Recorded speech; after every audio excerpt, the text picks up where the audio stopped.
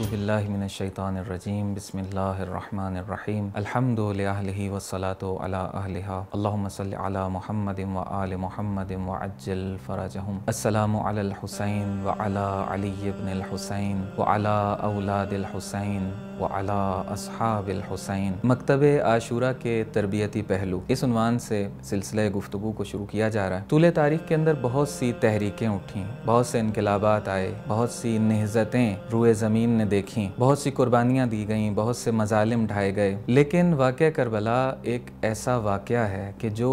صدیاں گزرنے کے باوجود زندہ ہے، اور نہ صرف زندہ ہے بلکہ اپنی تمام جزئیات کے ساتھ زندہ ہے، اپنی پوری ڈیٹیلز کے ساتھ زندہ ہے۔ محرم و صفر کے مہینے گواہ ہیں اس چیز کے کہ ہر سال جس انداز سے کربلا کو بیان کیا جاتا ہے، پیش کیا جاتا ہے، یہ تحریک زندہ سے زندہ تر ہوتی چلی جاتی ہے اور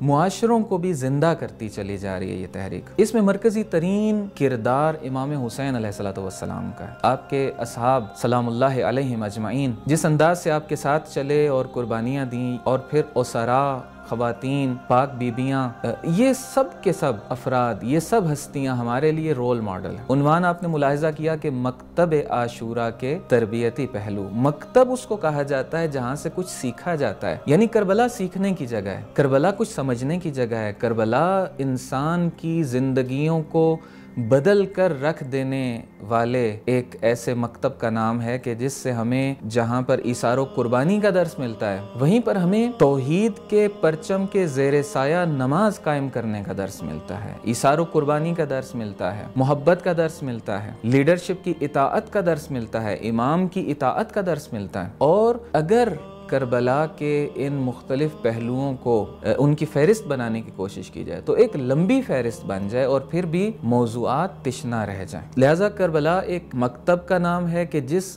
مکتب میں حاضر ہونے کی ضرورت ہے، اور چاہتے نہ چاہتے ہوئے ہم لوگ حاضر ہو جاتے ہیں۔ امام حسین علیہ السلام خود گھیر کر لے کر کے آ جاتے ہیں، خاص کر محرم اور صفر کے اندر۔ اب جب کہ ہم اس مکتب میں لائے جاتے ہیں تو ہمیں چاہیے کہ اس مکتب کے رنگ میں رنگے جائیں اور کوشش شروع کر دیں اپنے آپ کو اچھا بنانے کی۔ بعض زیارتوں کے اندر جملے ہیں کہ کاش ہم آپ کے ہمراہ ہوتے تو ہم اپنی جان فدا کرتے، آپ کے ساتھ ایک عظیم کامیابی تک پہنچ جاتے۔ یہ خواہش، یعنی امام حسین علیہ السلام کے لشکر میں شامل ہونے کی خواہش، کتنی پاکیزہ خواہش ہے۔ اب اس خواہش کی تکمیل کے لیے ضروری ہے کہ ہم خود کو اس طریقے سے تیار کرنا شروع کر دیں کہ ہم جس زمانے میں بھی زندگی گزار رہے ہیں، ہر زمانے کا امام ہے، ہر زمانے کا کوئی حسین موجود ہے۔ ہمارے زمانے کے امام حسین علیہ السلام امام زمانہ علیہ السلام ہے، تو ان کے لشکر میں شامل ہونے کے لیے اپنے آپ کو تیار کر سکیں،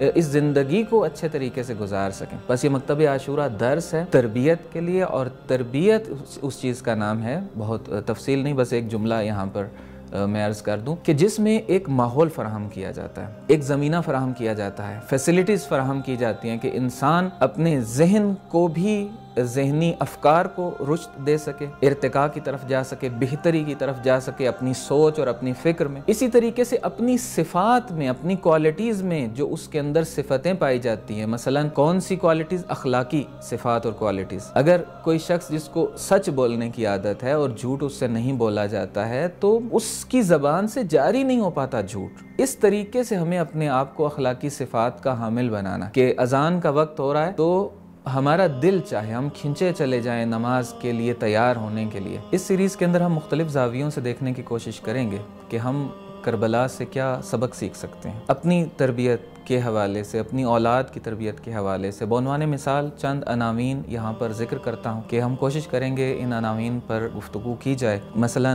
اخلاق ہم کس طریقے سے سیکھتے ہیں کربلا سے، پھر انہی اخلاقی پہلوؤں میں ایثار ہے، قربانی ہے، وفاداری ہے، امام کی اطاعت ہے، عبادات سے عشق ہے، نمازوں سے عشق ہے، محبت، آپس میں مومنین کی ولایت، امام کی ولایت مومنین کے اوپر، بچوں سے شفقت، یتیموں کا خیال رکھنا، صبر، استقامت، اپنے عقیدے پر قائم رہنا اور ڈٹے رہنا، اور اسی طریقے سے حقوق العباد کی اہمیت۔ تو اس طرح کے مختلف پہلو ہیں کہ جن پر ہم گفتگو کرنے کی کوشش کریں گے بتوفیق الہی انشاءاللہ۔